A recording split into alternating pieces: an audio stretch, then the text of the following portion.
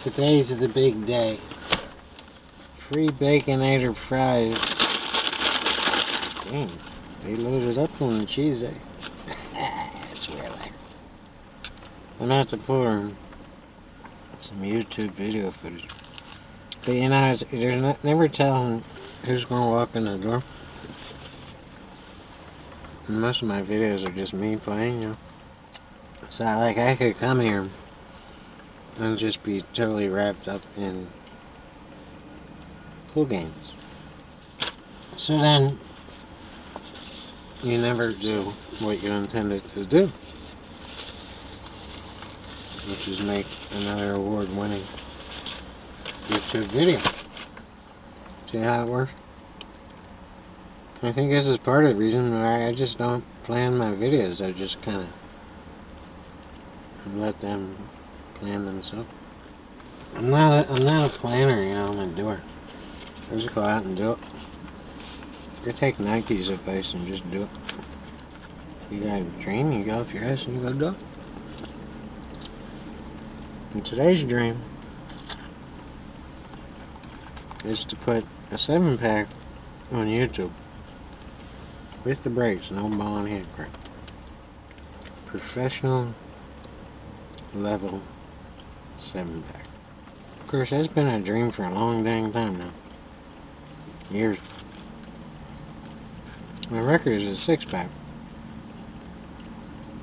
I just can't. I've ran a couple 6-packs since then, but never a 7. Usually it's 3, 4, 2. And dry brake is what usually stops me. Or just a bad brake. I don't have a shot on the lawnmower. Let my cue ball get away from you. Will absolutely destroy your dreams. Look, it's real bacon. Right there. Wendy's. The 7-pack has to be accomplished within 22 minutes. Because after that, this camera shuts itself off, you know, on battery saver thing. So it thinks that you left it on accidentally. So after 22 minutes, it cuts itself off. And I have looked for this setting about 100 times, and there isn't any. So, I mean, wouldn't it really suck to, like, be on the 7th rack and the camera cut off? And then, I don't care how great of an editor you are, if you turn the camera back on and resume, people are going to know that it was cut. And then they're going to think you cheated. Especially if you don't know the camera cut off and you keep on shooting. Or if the camera cuts off and like you're halfway through a stroke and it's too late to stop and you stroke it, you'll never get that ball back on the table to exactly where it was ever. You can try it for years, I don't care. I'll be able to. It has to be done in 22 minutes or less. And that's not a problem. So that gives me like 3 minutes per rack. What would be really great is if I exceeded the 7-pack and ran like a 9-pack or something. Then we'd be having issues with the camera cutting off. The trick, once you do run that 7-pack, is to put great joy in to celebrate. Go get yourself your favorite Boom Sparm wine, strawberry or cherry or whatever you like. Pat yourself on the back. You have to associate great pleasure with big victories. Because all this goes into your subconscious, and your subconscious says, oh, this must be a good thing. Let's give him more than that. Nobody's here.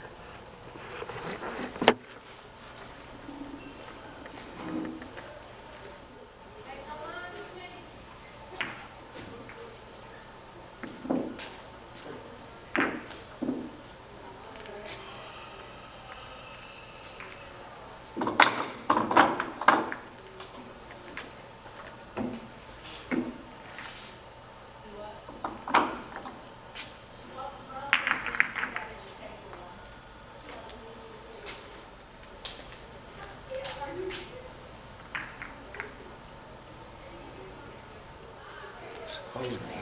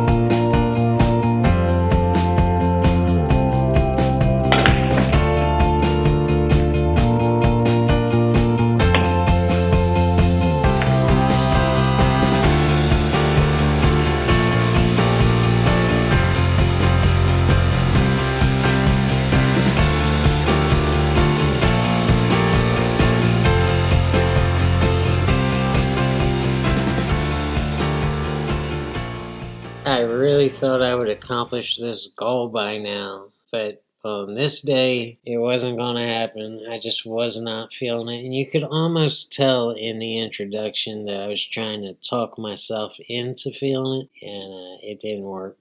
I just, we've all been there. I know if you've been playing pool for any length of time, I know that you've had really shitty days on the pool table, and this was one of mine, but we still have a few days left until the end of the year, and I'm determined, man. I'm gonna get out there every day with all the holiday stress and all that crap. I want to achieve this goal by the end of this year, and I want to put it on YouTube, all of it, and never walk off camera, never cut. I want you to see it all, and that's what we're gonna do. And I want to show you the difference between breaking and taking ball in hand and running a real, true 7-pack.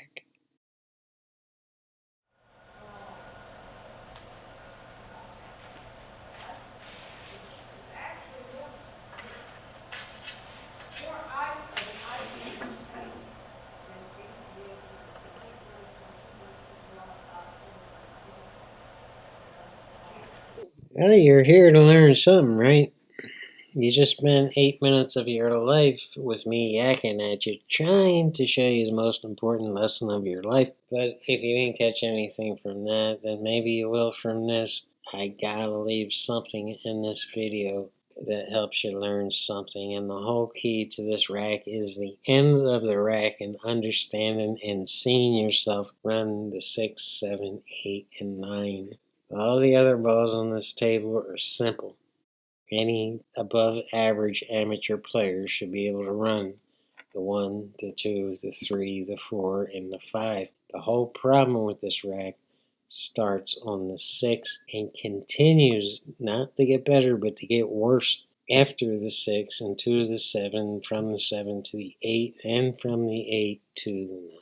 And the greatest thing I can tell you is once you figure that out and you can see yourself doing it, then something in your mind thinks you've already done it, okay? And the rest of it is just a formality. So once you see it, feel it, and believe it, it's already done. We just have to get down into it. And if you don't see it, if you don't take this small amount of time to see it and feel it and believe it, then you're never going to get there. You have to know where you're going in order to get there.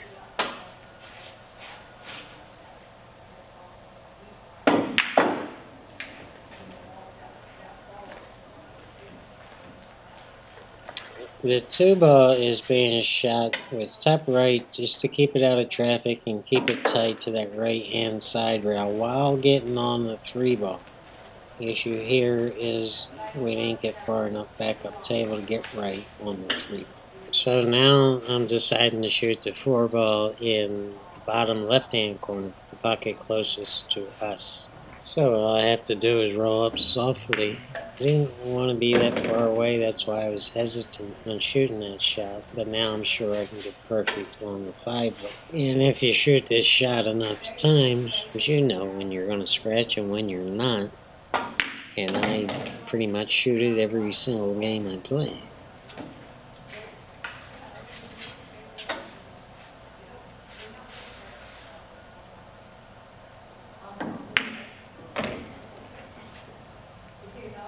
And now I got a little too straight in on the 6-ball, and the only thing I can really do here is stun it out and get a horrible angle on the 7.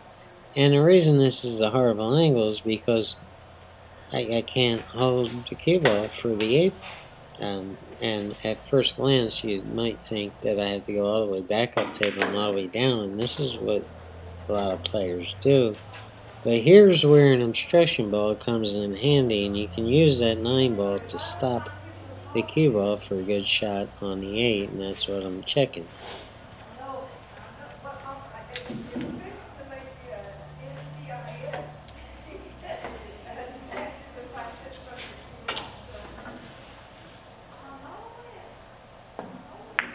The problem with that is it's going to leave you a tough shot on the 8, so you're going to this time you definitely have to go all the way back up table and down table and back on the 9 ball.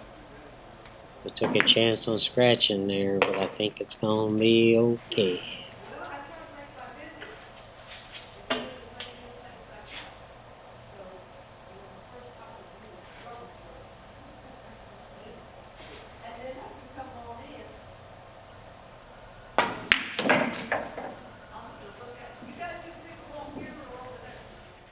Alright, Robin is the warden around here for y'all that don't know. And sometimes she has to go somewhere in the back and do whatever she does. And protocol is when that happens that I am in charge of holding down the fort.